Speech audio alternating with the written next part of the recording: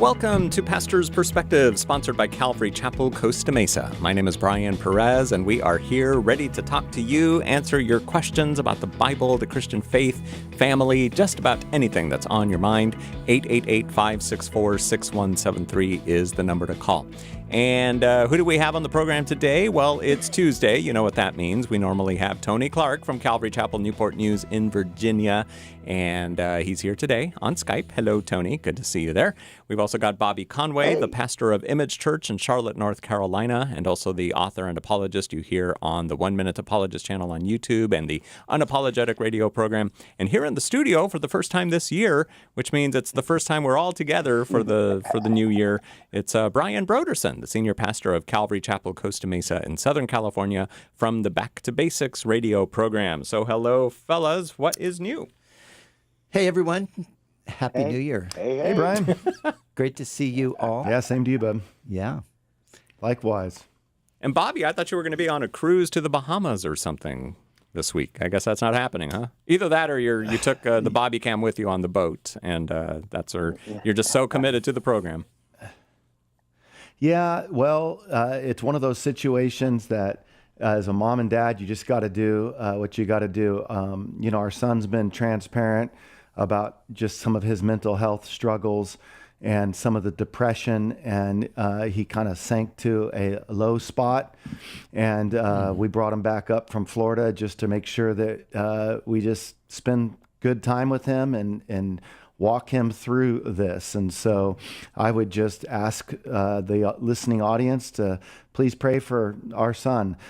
He has struggled on and off with depression for many years, and that's a tough thing. And it can actually be pretty all-consuming as a parent too, because it creates fears in you, and it causes you to lose your focus because, when one of your kids suffers, all of your attention goes right toward that child. So he's home. He's doing better right now, thankfully.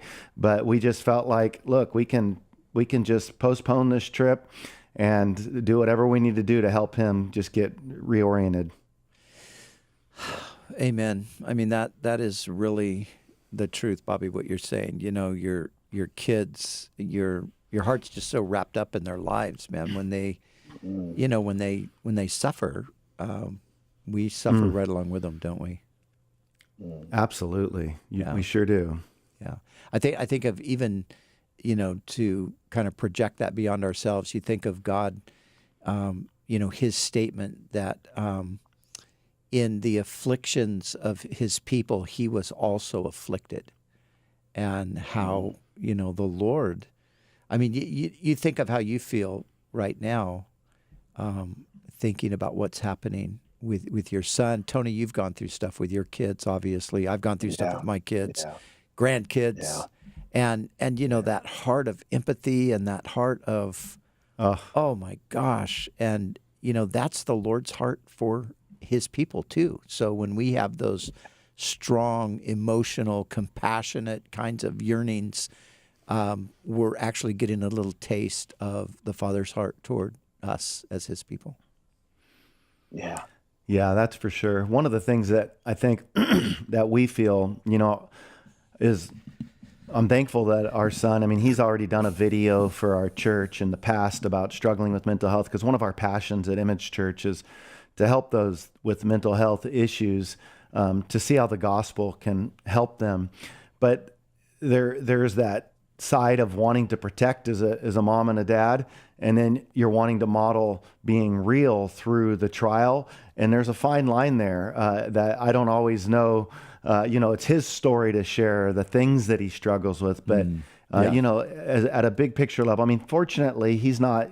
It isn't the drugs and the alcohol. He has just struggled with depression for many years, and sometimes it comes out of nowhere. Yeah. And I heard somebody put it really well. Like you got these 4 levels, and level 1 is kind of the cloud of depression. It's out there, but it's not over you, and you just know that it's there, and it can come at any moment. Level 2, the cloud's over you. Now you kind of feel in a funk, but you're still functioning.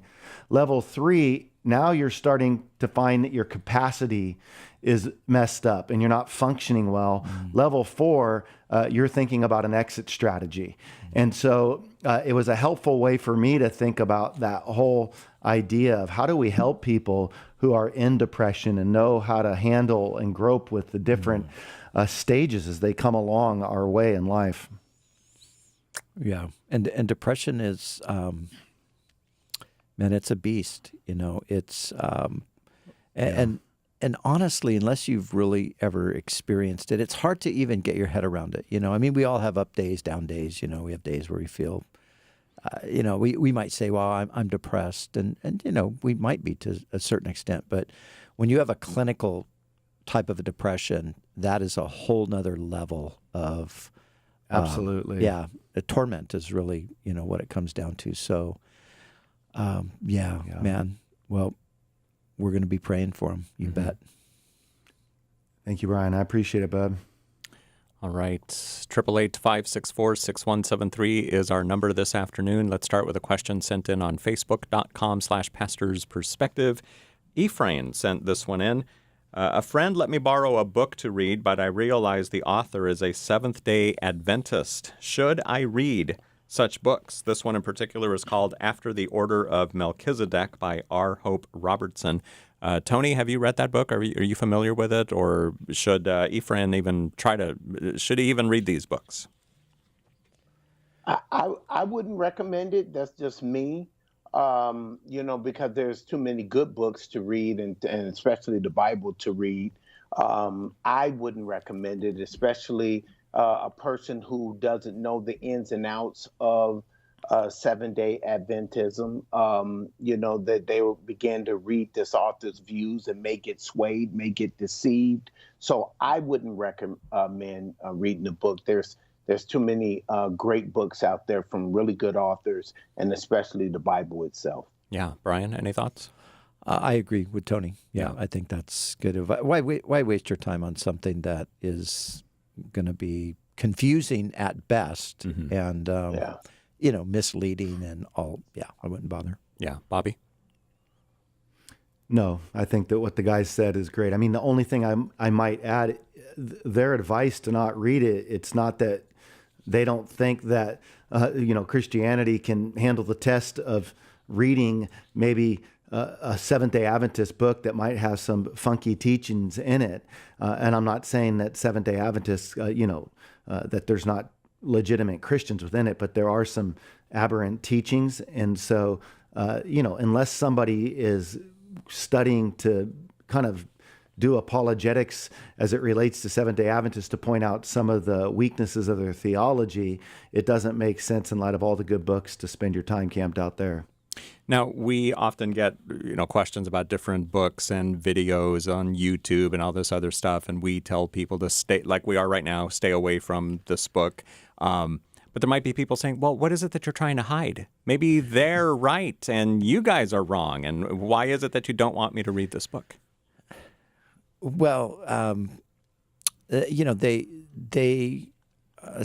Adventism is it's a deviation from Orthodox Christianity. So we're not worried about, oh no, they might find out the secret, that we're wrong and they're right. We're just trying to help somebody avoid the headache of wasting time in a book that's going to take you down a road that you don't want to go down. I mean, Seventh-day Adventism is, for the most part, it's legalism. It's just a bundle of legalism and all different kinds of manifestations. And the Bible says, let the heart be established in grace, not in foods and in, different things. And ironically, that passage in Hebrews, that says that, not to let the heart be established with grace, not with foods and not with special days and so forth. That's exactly what that's exactly what Seventh-day Adventism and the Jehovah's Witnesses, by the way, we'll throw them in there too. That's exactly what they do. So, I mean, they're known historically as cult groups. So it's not like there's some secret out there that we just got to keep this under wraps because, man, we don't want anybody to know what these guys are saying because we're afraid it's going to undermine their faith. Yeah. Well, it might undermine their faith because they're not mature enough to handle it. But for somebody who has a solid foundation in Scripture, you're going to be able to read it and go, oh, yeah, that's not right, and that's incorrect, and that's not true. And why did I read this book anyway? What a waste of time. Yeah. Also, I just wonder about the person who gave them that book, whether they are dabbling into the Seventh-day Adventist movement and they're trying to proselytize this guy as well. So I just wonder. Yeah, and I do want to just say, Bobby mentioned it, and I'll say it again too. We're not saying across the board, broad brush painting here that there's no Seventh-day Adventists who aren't genuinely Christians. There are, but if you hold fast to Ellen G. White's teaching, you're going to have a hard time in your spiritual life, and you're going to have a hard time maintaining an Orthodox Christian position. So. All right, Ephraim, thank you for sending in your question on Facebook.com/pastorsperspective. Let's do one more from Facebook before we go to the phones at 888-564-6173. RJ in California wants to know if God's love is conditional, unconditional, or both. Brian? Well, God's love is unconditional, but our experiencing God's love is conditional. Jude, that little letter in the New Testament, right at the end of the New Testament, right before Revelation, it says, keep yourselves in the love of God, which implies that you can put yourself in a place where even though God still loves you, you're not able to experience God's love. So I think the easiest way to illustrate it would be, say, a wayward, rebellious child. Mm-hmm. So if you have a child that's wayward and rebellious, you probably, I think if you're a good parent, you love them deeply, but you're not able to do any of the things that love wants to do because of their resistance, because of their rebellion. So I think that's the way we need to understand it, that God's love is unconditional, but there are conditions to experiencing his love, and we can put ourselves outside of those conditions. Yeah. Tony, anything to add? No, that was good. All right. RJ, thank you for sending in your question on Facebook.com/pastorsperspective. And before we go... I think I know where you're going, and that's where I was going to go. Well, no, I'm going to go toward a fake Instagram account that somebody has produced. Really? Actually pretending like now they're you me. tell me. Now you tell me. So if you're getting any Instagram private messages from me where I'm prophesying over you, and eventually I'm probably going to be asking you for money. Yes. Just know that I am not doing this. This is a fake account. We've reported it a number of times. Hopefully they'll get it dealt with. I did post something showing a picture of the account, and you can tell by the numbers of followers. So the numbers of followers, I think it started off with 0, and then it jumped to 700. So They must have purchased some followers to try to make it look legit. So, my account has over 10,000 followers on it. So just know that is not me, and hopefully this will get rectified by Instagram ASAP. So if you want to follow Brian, make sure it's the one with 10,000 followers, not the one with 700. All right. So it was a week ago today that we got the news that our friend Ray Bentley had graduated to heaven. We got the news right before the program started. We didn't want to say anything on the radio just in case. I mean, we were all hoping that it wasn't true. It came from it came from people we could trust, but you still got to verify information as big as that. So, but all that to say that I know Tony was looking at the screen here, and we were seeing all these messages come up, and at one point it looked like Tony wanted to say something like, "Oh no," and I was like, "Don't say anything yet because we're not sure." But so Tony and Brian, we have not heard your thoughts on Ray Bentley. By the way, his memorial service will be Friday, January 21st at Maranatha Chapel in San Diego. But Brian. Yeah, well, Tony, let Tony weigh in, and then I will. Yeah. Pastor Ray was he was someone that really just blessed my heart. I remember we were at Bridge Fest together in New Jersey, and he just said, "Hey, let's sit down and talk. I want to get to know Tony Clark. And he just took time with me.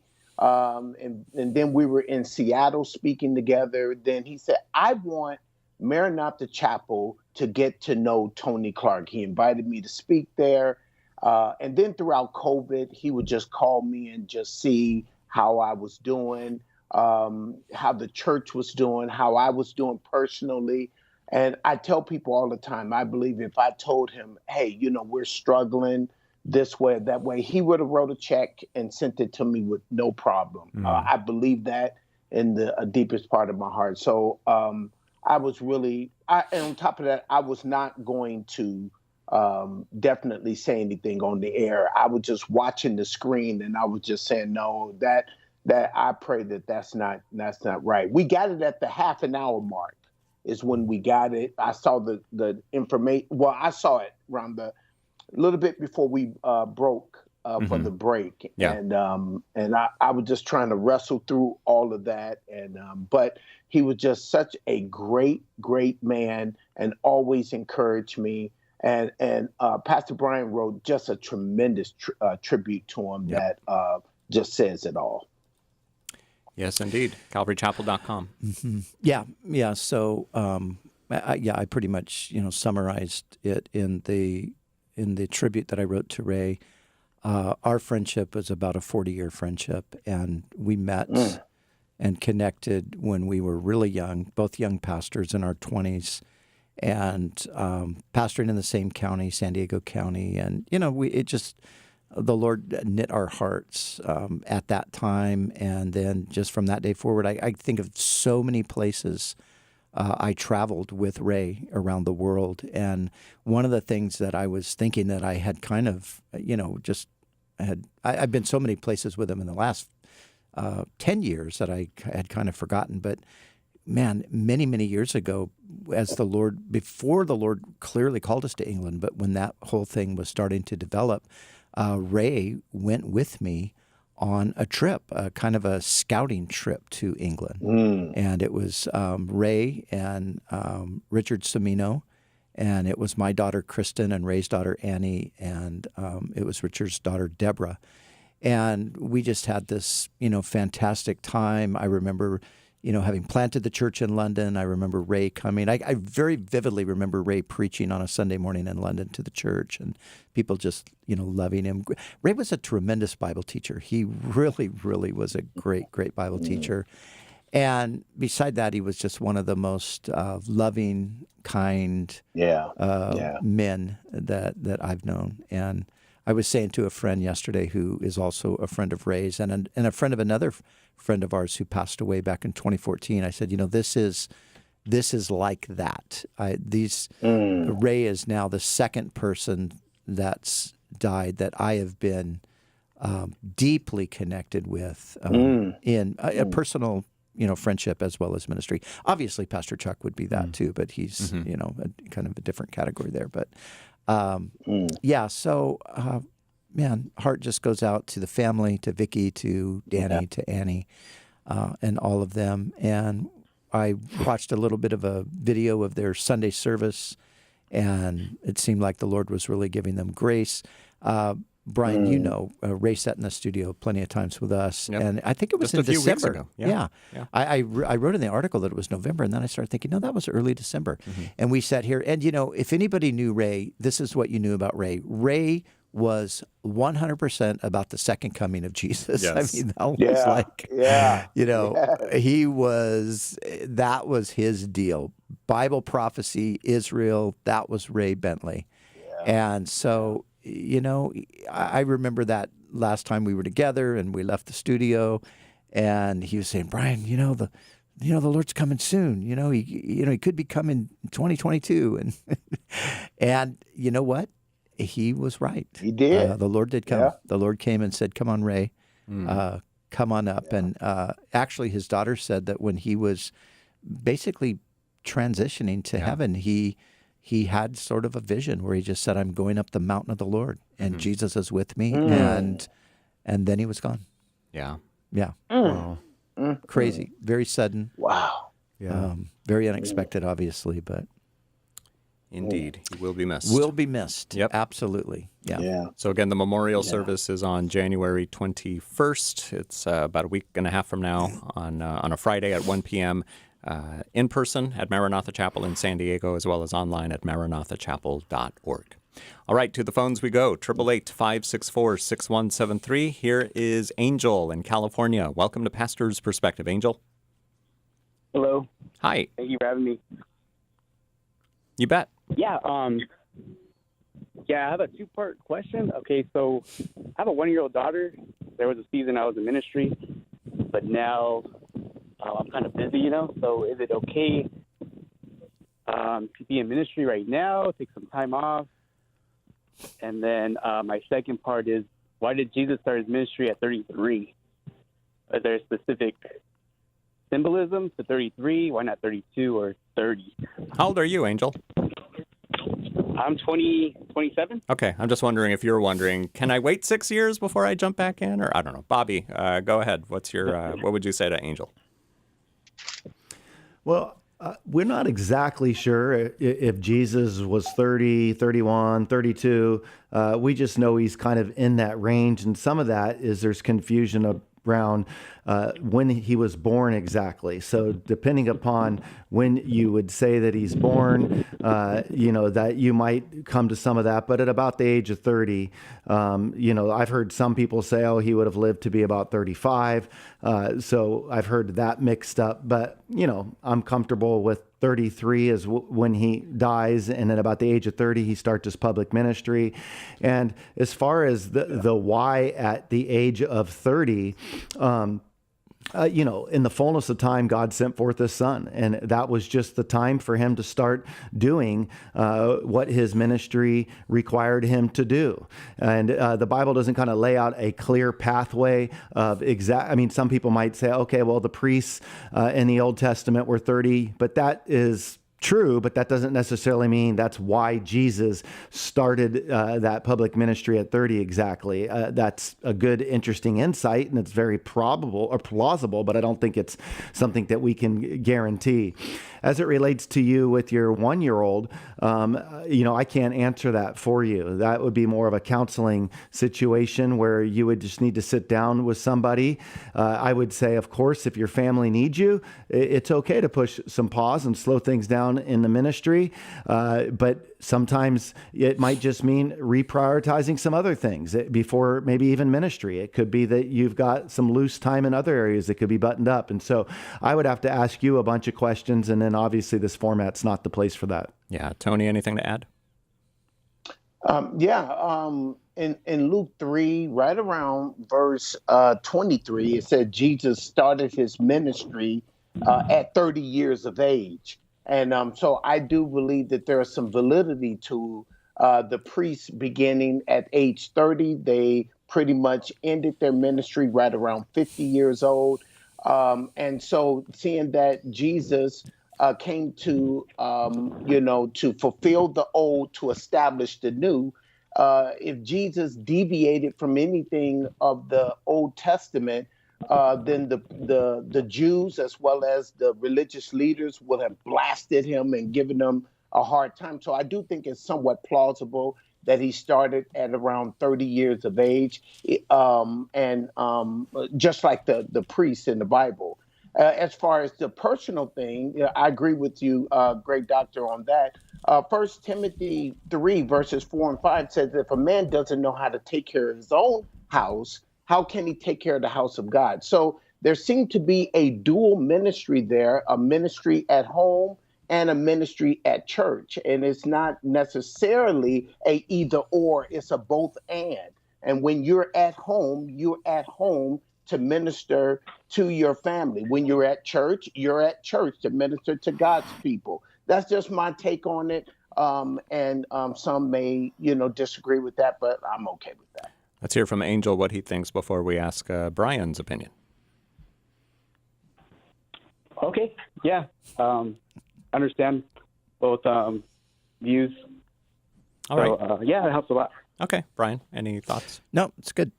All right. These guys did a great job. They're earning their keep. They're It's about time. You know how much we pay these guys, so they're earning their. Well, I do think that where it says in Luke 3:23, at about the age of 30, it's tough to know if, it seems like they're approximating, but I don't think there's anything wrong with, he's 30 and he's dying at the age of 33. That's what I've always been most comfortable with. If somebody wants to it says he's about the age of 30, it seems like they're not quite sure exactly. And that wouldn't be uncommon in the ancient world either, for people not to know exactly how old people are. That's the way it is in certain parts of the world even today, where sometimes people don't know exactly how old they are. I think about a good friend of mine whose dad, I think he recently found out a few years ago that he was a different age than he always thought. And so we're able to categorize that stuff a lot easier, but that's certainly not a theological thing we're dying on. Unless somebody's going to say, he was 50, then that's going to be problematic as well. But the very fact that he says at about the age of 30, I guess if you were to say that means he could have been 31 or 32, then when it comes to the Old Testament priest starting at maybe the exact age of 30, then you would have a little bit of discrepancy in that way. So hence leaving a little bit of flexibility for that. I don't think that Jesus, if he started at 31 or 32, it would have made his problems any more dramatic with his skeptics than if he started at 30. I think he had enough problems on his hands, but nevertheless, I think Tony's point's, well worth digesting. And this isn't really worth talking about anymore, but since I was just reading Hebrews 7 this morning about the fact that Moses spoke nothing of a priesthood for after Melchizedek. Yes. Yeah. So Jesus is a priest of a whole other category. And so I don't think, even though, Tony, I would go right there too, because I know the priests do start at 30. Jesus is going to conduct a priestly ministry, but not a priestly ministry like the Levitical priest. So, it's one of those things. It's like, well, okay, they started at 30. Jesus was about 30.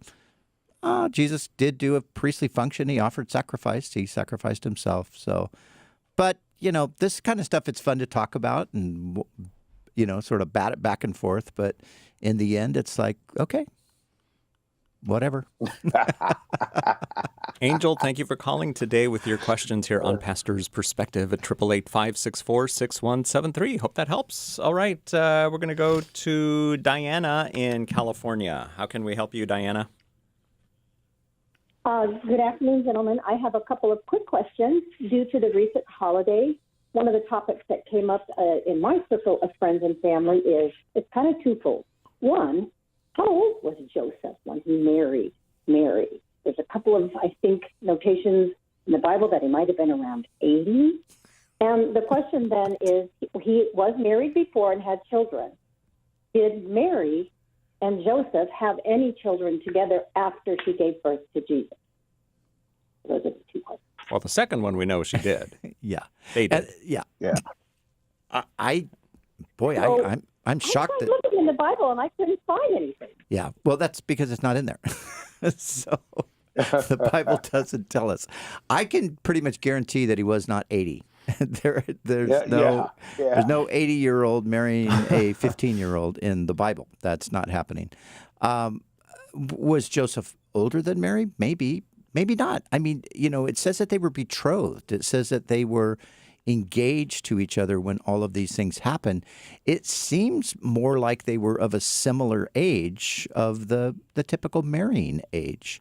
The reason that there's been some suggestion that Joseph had children prior to really goes back to the Catholic doctrine of the Immaculate Conception and the perpetual virginity of Mary, which is not really a biblical idea. It's more just an idea that was invented in the history of Roman Catholicism. So, yeah.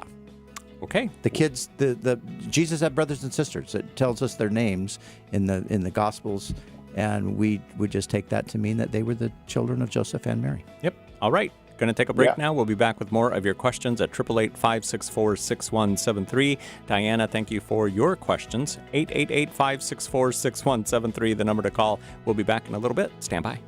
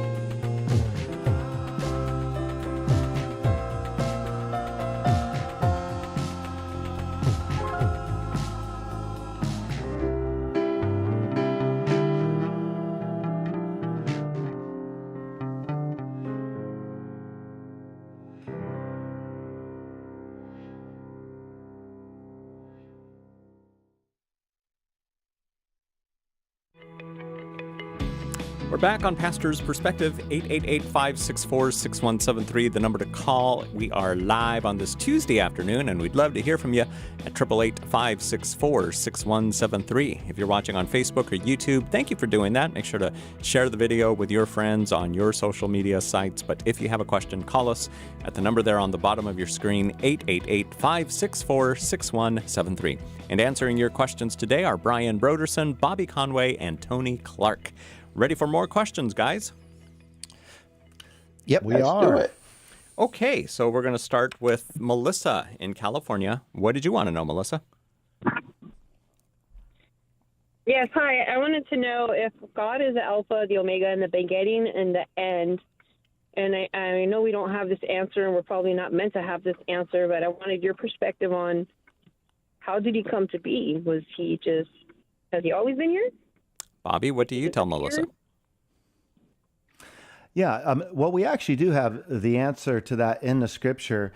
When he's the beginning and the end, that is chronological language. That is time language. So he's the beginning of creation and the end of creation, but that doesn't mean that he began. To imply that would fall into the trap of Hesiod and Homer, the pre-Socratic poets who believed that, gods were fashioned out of the ground or the earth, and that's not the case. A lot of skeptics like to bring that up. If they're atheists in nature, they might say, well, who created God? That's like saying, what does Beethoven's Moonlight Sonata taste like? That's a category mistake. God is an uncreated creator of all things. In Exodus chapter 3, he reveals himself to Moses as the I am. That is the self-existent one. So in a real sense, he's had neither beginning nor end. Because if you were to say, well, then who created God? You would end up with what is known as an infinite regress. You would fill it in. X created God. Well, then who created X? Well, Y created X. Well, then who created Y? Well, Z created Y. And you would go on into absurdity with infinity. And God is eternal. He's self-existent. He's the uncreated, beginningless beginner of all things, the uncaused cause of all things. Does that make sense, Melissa? Yeah, it does. I just, there's a lot of things in the Bible, and I'm no skeptic. I know the Bible's real. I know the Bible's 100, and I follow it, as best as I can on my daily journey. But that's so amazing. I cannot wrap my mind around it. So. Well, you're not alone. Thank you. Appreciate it. No one can wrap their mind around it. Yeah. Even you guys are pastors. You're supposed to have this all together, no? We're not people. Yeah. No, you're not. You're God-made. When I think of God's eternal nature, and when I think of the vastness of the universe. Is that your phone? Oh, gosh. What is that? Some crazy MMA fighter jumping up there. When I think of the vastness of the universe, my mind does start to just kind of spin out, really. Tony, any thoughts? Oh, yeah. God said himself, he says, from everlasting to everlasting, I'm God. And so he called himself the eternal one. Just like the great doctor said in Exodus 3:14, he says, I am that I am, the self-existing one. It's our minds who cannot comprehend, our finite minds cannot comprehend the infinite God. And we're not supposed to. Because if he can fit in our little brains, then he wouldn't be big enough for our problems and our issues and things. And so that's where faith comes in. We just got to trust him. And because we look at it from man's perspective, with every cause, there's an effect and all that kind of stuff. And we just assuming, well, God must have a cause. No, he doesn't. And we're like, I can't understand that. Well, good.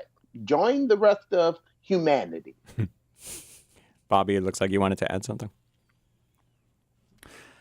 The only thing I would add is I do think that it is easier for me to understand that God has to eternally exist than to think that God emerged from, the dust like we did, or, like when you think of the pantheon of the gods that existed, for example, in Homer's Iliad and the Odyssey. When you think about some of those gods, that were created, that they had a beginning, that it is easier for me. I mean, like, how does mind come from non-mind?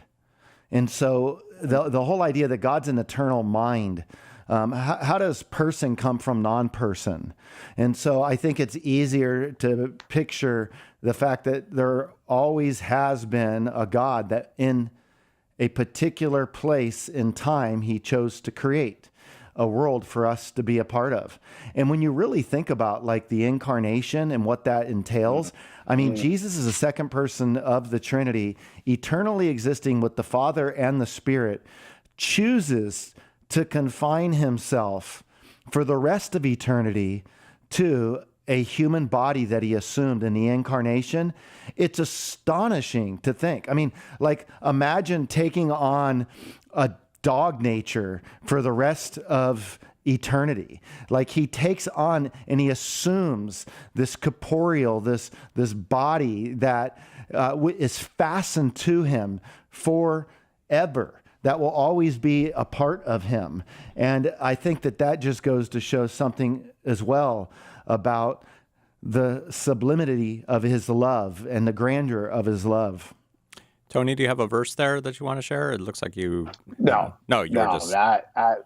Yeah. Okay. I was just looking for something else. Yes. Got it. All right. I'll mind my own business. Melissa, thanks for calling us today on Pastor's Perspective at 888-564-6173. How about we go to Josie in California? What did you want to know, Josie? Hi. I want to know on Judges chapter 11, I can't pronounce the guy's name, but the guy that won a battle, and then he said, the first thing that comes out to greet me when I get home, I'm going to sacrifice to the Lord. and his daughter was the one that came out to greet him. Mm-hmm. Did he sacrifice her, or if it's just that she not allow her to marry and remain a virgin for the rest of her life? Okay. Brian, we'll start with you on this one. Well, Josie, this is a really, really challenging passage. And I think there's, basically two camps. One camp says that he went through with it and did sacrifice her. She went with her friends to lament her virginity, meaning that she, was going to die having never been married. And so that's what she was lamenting. And that Jephthah followed through with that. It is a possibility, because the point in Judges is that people were doing what was right in their own eyes. They had abandoned the Lord. They had abandoned His word. And so there was no king in Israel, and everyone did what was right in their own eyes. So that's one possibility. That seems like what it says. But then the other would be to say that, well, actually it wasn't that he sacrificed her or had her put to death, but she was consigned to a perpetual virginity, that she never was allowed to marry, and that was the way the sacrifice was carried out. I like the second one better than the first one. The first one sounds really bad, but I don't honestly know which one it is. So, guys, any thoughts? Well, Yeah. Go ahead, Josie. What were you going to ask? Remember, there was a man in our village that did that. He had two daughters, and he said they were going to be nuns and they would never marry, and they became nuns. So that reminds me of that. Interesting. Wow. Yeah, that's it's a Old good Spaniard, back in the 30s and 20s. But maybe they got that from the Bible. I don't know. Mm. Tony, what were you going to add? I think that the second one is plausible, because the human sacrifice. Yes, every man did what was right in his own eyes, but what we find a little different about Jephthah is that Jephthah is in the Hall of Faith in Hebrews chapter 11. So I lean towards the second view as well. Because the whole story is just very bizarre. He said, the first thing comes out of my house, I'm going to sacrifice. Did he expect for a lamb or ram to come out of his house? What did he expect to come out of his house first? And he was going to offer as a sacrifice. Did he expect 2 turtle doves to come flying out? What did he expect to come out of his house and he's going to offer as a sacrifice? So I just think the second one is more plausible. And because we find Jephthah in the Hall of Faith, so there was some faith that was there. And the human sacrifice part, I can't go there with God approving that. I'm not saying that God told him to do that, but I just lean towards the second view. Bobby, would you say this is an example of being careful the promises that we make to the Lord? Absolutely. The Bible says in Proverbs 20:25, it is a trap for a person to dedicate something rashly and only later to consider their vow. So for me, I think with Jephthah being in the Hall of Faith, I wouldn't tether it to that particular story. And I think that there's other people that could be in the Hall of Faith and are in a Hall of Faith that did some things that are egregious, yet nevertheless, they had other things in their life that, were praiseworthy. And so I'm thankful that God can see us as a mixed bag and still honor our faith.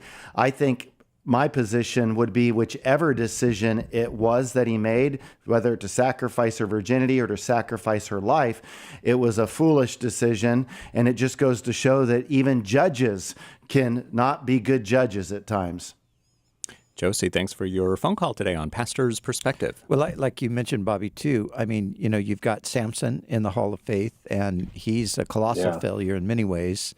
And you've got Gideon, who, had such a tremendous start. Lacked faith. But then in the end, the idolatry that developed. So, it's a hard one. But I just choose to go with the second option, like you said, Tony. Yeah.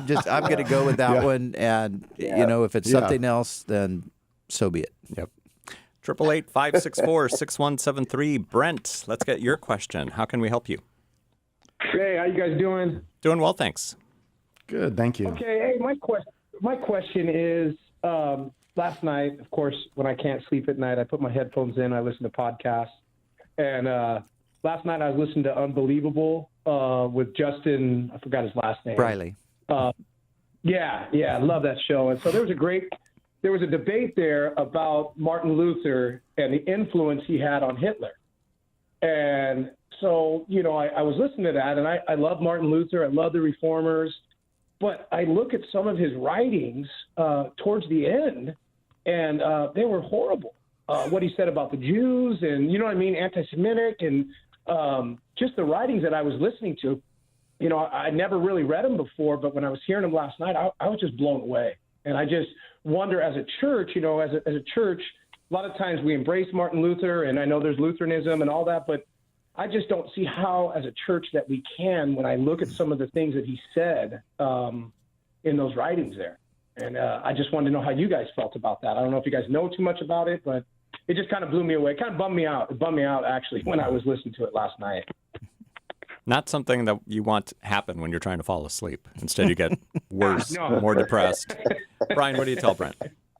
Brent, I think all of us are very familiar with those, some of those statements that Luther made, some of the things that he wrote, and these are indeed unfortunate things. Of course, Hitler, I don't think, Hitler didn't need Luther to inspire him in his anti-Semitism. He was anti-Semitic all of his life, from everything that we know. But he certainly did get some ammunition from some of the things that Luther said, and he would occasionally quote Luther in his propaganda. And this is one of the tragic things. And I think just on the tail end of the conversation we were just having about judges, you do have in church history some real parallels between what was happening in Israel during the time of the judges, because you have the same sort of a situation, people who abandon Scripture or misinterpret Scripture. I think the thing with Luther we have to realize is God did use him in an extraordinary way. But he was a man who was subject to failure and weakness. And my take on Luther is that, at a certain point in his life, he just, like any of us potentially could, he became prideful and just thought that he, and this wasn't just with the Jews. Luther, if you disagreed with Luther at certain points and on certain issues, you were disagreeing with God as far as Luther was concerned. So he became, very convinced of his own rightness about so many things. And, Luther, here's another crazy twist to this. Many Jews in Europe, they thought, brace yourself for this, at a point they thought Luther might be the Messiah. This is how messed up they are in their thinking, because he was initially very favorable toward the Jews, because Luther believed the reason the Jews didn't receive Jesus as the Messiah is because the Catholic Church had so misrepresented him that they couldn't see him as the Messiah. So Luther's thinking was, now that I've sorted all that out, I'm going to tell the Jews the truth about Jesus' messiahship, and they're going to embrace him. And when they didn't embrace Luther's presentation of Jesus as the Messiah, that's when he became very much against them. So, yeah. Wow. What do you guys think? I mean, it's one of those things. Like, I totally get what Brent's saying, because there are times when, if I'm going to quote Luther, there are times when I feel at times I need to qualify, my quotations of Martin Luther. Yeah. So, well, there's a lot of people that seem to be ignorant. I think even amongst your Calvinistic crowd, they can so hail Luther that they lose sight of his against the Jews. And some of the different tracts that he would write that did have incendiary language against them. And I think it's important for us to remember that while we're thankful for some of the reform that was brought about as it relates to the gospel, there are things that were flawed with him. But nevertheless, we can still read the material, like Ravi Zacharias. You can still benefit from his book, even though he had some tremendous moral lapses in his life that we were ignorant of. Or you take Ulrich Zwingli in Zurich, Switzerland, drowning the Anabaptists. Or you take John Calvin calling for the death of Michael Servetus. And so you have these different figures. Soren Kierkegaard, the Danish philosopher who, didn't really connect to the church. Really, he saw the church, the Dutch church is completely corrupt, and he removed himself from it. And, he had his own issues that were kind of contorted. Nevertheless, you can gain a lot from these people in the same way there's lots of leaders today with moral failure. You don't throw out their books and not read it. Truth is truth, and we can separate it. And not only that, think about how the authors of scriptures. I mean, you've got people, David, for example. I mean, here's a guy that if somebody today did what David did, you probably wouldn't go out and buy and read their books. Yet he penned many of the Psalms, and there's a lot to get out of it. Or Solomon, he had a whole harem of women. That's an understatement. And so we can go on and on. And that's the beauty of the Bible. It's not that these authors are these great people. It's God's using people who are weak, who are flawed, and he uses them in spite of themselves, and they experience consequences for their actions. Nevertheless, he still honors the little bit of faith that they would have. And so I'm thankful for that. Tony, anything to add? No, that was outstanding. The only thing I would just add to the whole Luther thing was that he thought that the book of James was a spurious book and didn't think it belonged in the canon of scripture. But, just like the great doctor said, you got folks that's done some great things. And because they're human beings, they've done there are times in their life they were terrible human beings. And so you're right. You're right. Brent, thank you for your phone call today on Pastor's Perspective. And this is the marvel. Hey, Brian? Yeah. Yes. Which Brian are you talking to? You go ahead. After the marvel, I'll remember my statement. I want to hear your insight. We've all touched on it already, but I mean, it is the marvel of anybody being saved. We are saved despite who we are, not because of who we are. And we're always saved by grace. And our whole journey is a journey that is marked by grace. And but for the grace of God, there we'd all go. Because every one of us we're still sinners. We're a work in progress, but God help us. Yeah. The thing I would just add I thought that's a good point what Tony brought out about James. That's a true statement. You could be sympathetic to Luther in reading James in light of, you're saved by faith, not of works. And he's trying to reconcile the book of James. And then he's kind of twisted up on, how do we put this together? And I think for our audience that might wonder how that happens is, in the book of Romans, that's talking about our justification. We're in Romans 1:17, where he has this great epiphany. In the book of James, this is talking about our sanctification. So our sanctification we can see in the book of James. So you wouldn't go to the book of James to preach justification. You would show how our Christian life, as a result of justification, is lived out in sanctification. And if we don't have works to demonstrate that we've truly been justified by the works of Christ, then we have reason to question whether or not we have true justifying faith as seen in Romans 1:17. Mm-hmm. And I think a good, even simpler way to understand that is to understand that Romans, or Paul, we'll just use Paul and James. Paul is looking at salvation from God's lens. James is looking at it from the human lens. So here's how God sees you. Here's how we see each other. So I'm not going to know that you actually have faith. God knows you have faith because he sees deep into the heart. I'm only going to know you have faith if you show it to me. That's what James is talking about, right? That's good. Yeah. Yeah. Great conversation today on Pastor's Perspective. You can check the archives a little bit later on when they'll be posted on Facebook, YouTube, and Spotify. Veronica in California, you're next. Hello. Yes, hello? You have a question about Philippians chapter 2, verses 6 through 8. Yes. My question is, and I'm reading from the NLT, is this saying that Jesus is God? And the reason I'm asking is because that I have got into a conversation with somebody about this, and this person says that he's a Christian, but he was saying that Jesus isn't God and that we're worshiping an idol, that being Jesus. Whoa. So I kind of gave him this verse, and I also encouraged him to read Exodus 3, where Moses is talking to God, and God refers to himself as I am, and Jesus also refers to himself as I am. I just wanted to know if I gave him the right verses, and also, this Philippians 2, 6 through 8, Jesus is God, right? Yeah, Veronica, you hit the nail on the head. Yes, absolutely. And your, counsel, your sharing with him, you shared with him exactly what needs to be stated. And yes, indeed, Jesus is God. Of course, there's many passages that say this, but one of my favorite is Philippians chapter 2.